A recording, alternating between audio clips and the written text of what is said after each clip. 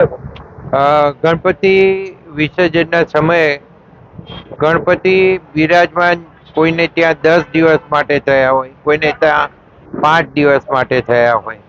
પણ વિસર્જન કરતા વખતે આપણે ખાસ ધ્યાન રાખીએ, નદીમાં કે કેનાલમાં આપણે ઉતરવાની જરૂર નથી. વ્યવસ્થા ફાયર બ્રિગેડ મ્યુનિસિપાલિટી તરફથી કરવામાં આવી હશે તો ગણપતિ આપણે એમને આપીને એનું વિસર્જન થાય એવું આપણે કરવાનું રહેશે. અને બહાર આપણે ગણપતિની પૂજા કરી અને એમના હાથમાં પધરાવીને એ અંદર પધરાવે એ સિસ્ટમથી જ ગણપતિનું આપણે વિસર્જન કરીએ. તમને ખબર છે કે હમણાં જ બે છોકરાઓ શેરડી નદીમાં ગણપતિ વિસર્જન કરવા જતા ડૂબી ગયા છે.